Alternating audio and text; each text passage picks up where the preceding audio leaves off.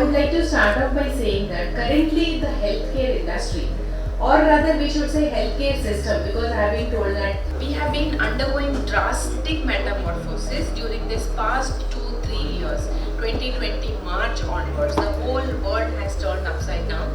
The way we look at things, the way we look at life and health and priorities, everything has changed for us. We started looking at life, we started thinking we should live life because we do not know when it is going to end because of COVID. So the whole perception has changed.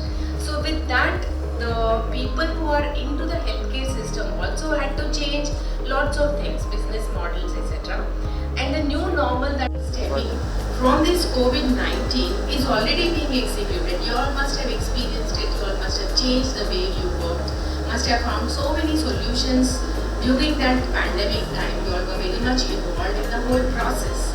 So this pandemic highlighted a lot of weaknesses and problems that systems, not only India, or rather I should say India, we could cope with it in a much better manner compared to China. China still struggling with it in a horrible way, 3 years complete lockdown, now suddenly everything open. Still they are a threat to all of us. They started it and still they are a threat to all of us. But with that, the problems that the healthcare systems across the world, they had faced so many and they had difficulties coping up with these unexpected emergencies that have come. When such breakouts which were unprecedented, we never heard, we never thought that in our lifetimes we'll see such things. For us, when we were studying, I have reached the end of my career, I used to think that pandemic word is just there in the textbooks. I don't think it really exists, they just found it. But then I got to experience such horrible situations in real life too. So this has opened up new dimensions and perceptions regarding the function of this healthcare system, leading to new perceptions, new prospects for all of us. And the globally competent healthcare system in India, that is for sure. We were the ones who had supplied all the medicines that were required. We are still doing, you all are part of that. We are still doing vaccines, we are giving to them. The global healthcare system in India, we are very competent for that, and we have in this scenario tremendous opportunities to address such issues. And the Gen Z, that is the new generation, the youngsters that are there today, have a major role to contribute to the industry as well as healthcare system with their new ideas, technology, competencies, and to bring this shift with the hand-holding of veterans like you. The newcomers are very anxious, very new ideas they are bringing in, but how to execute, the support of the seniors and the experienced people is very much required, which is where you play a strong role in this. The pandemic has showed that one of the major challenges in the healthcare supply chain is the lack of resilience. So between 59 to 83% of organizations, they had reported delays or increasing lead times. Everywhere, every industry has reported this, and even healthcare we had the same problem. We had seen the issues for oxygen cylinders, supply chains and medicines and all kinds of issues we had seen since this onset of the pandemic. So this has become a major issue if we don't adopt new policies and if we don't develop ways to mitigate the supply chain risk that is there. So we need to find out ways. We all have to sit together and brainstorm and find out ways as to how to mitigate the supply chain risks so that we can be prepared for any such unprecedented events, unexpected breakouts, challenges that are likely to happen in future. The existing systems we have in place currently are outdated. All the business models, all the way we do business, even in pharmacy, the way we sell medicines, it is e-purchase, e-pharmacy, selling medicines at home.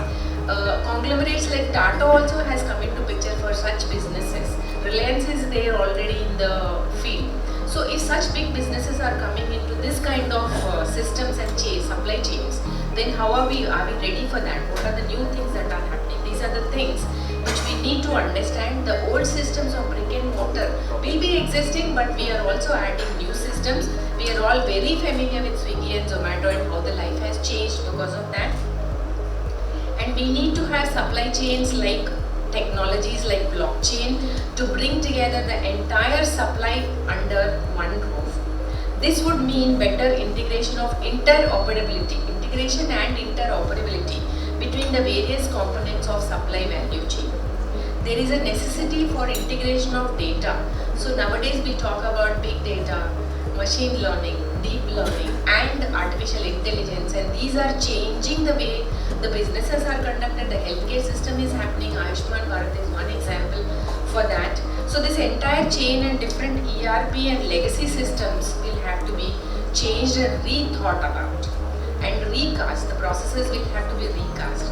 Currently the state of our supply chain is very fragmented, which is a major pain point for industry. And a fragmented supply chain along with the lack of resilience has caused many major issues such as lack of end-to-end visibility, tracking of medicines, medical devices, other materials, lack of data collection which can be accessed easily and measured so that you can take decisions, major decisions involving all activities, whether it is in pharma industry or in the hospital sector. So this is making it very difficult to decide what is needed, what is in stock, and the scope of future demand. How do I forecast? These problems are coming up. Ultimately, we can't manage what we can't see and measure. So how do we instill, how do we bring in these systems is what we have to look at.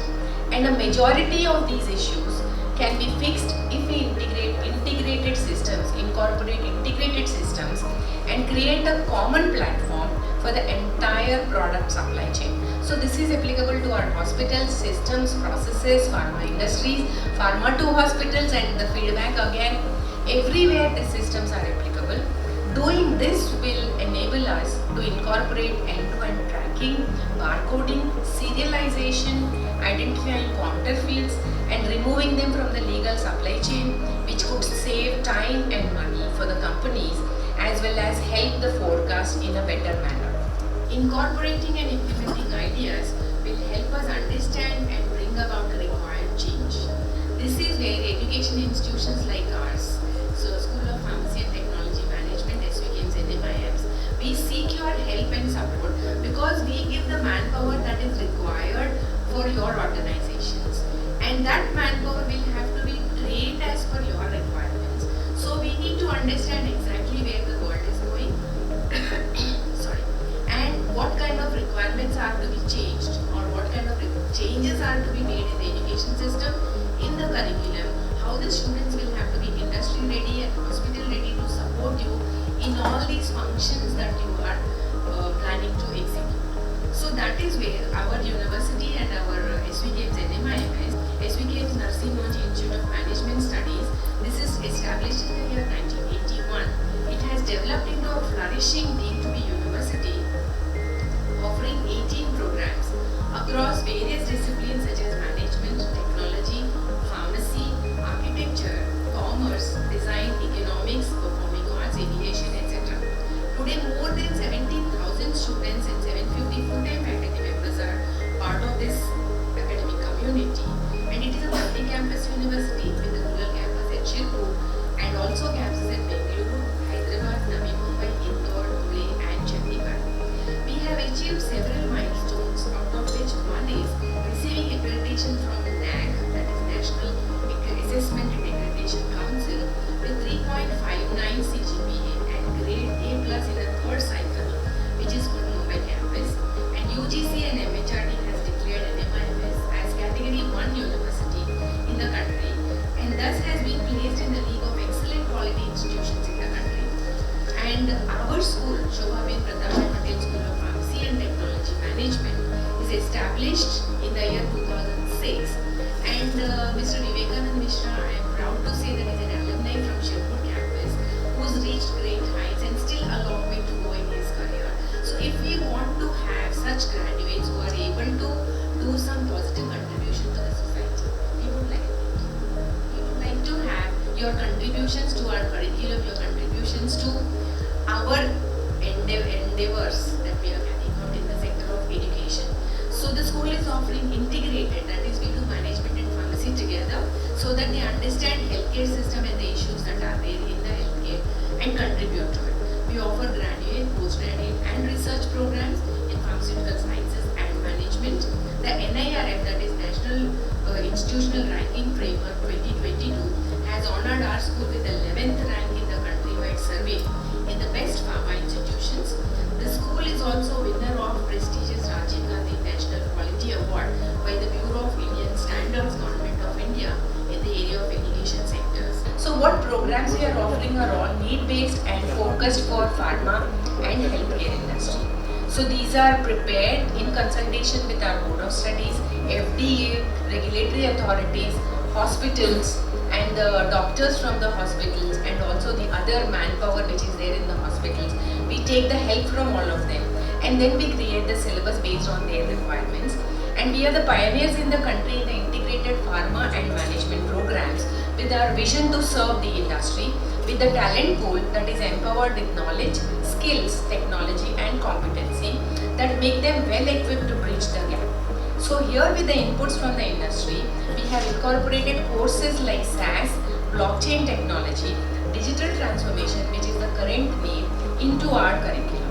And I would like to conclude by saying that we are always open to valuable inputs from industry stalwarts like you, where academia can provide our best support and collaboration to carry forward the vision of NMIMS to contribute to the global healthcare system.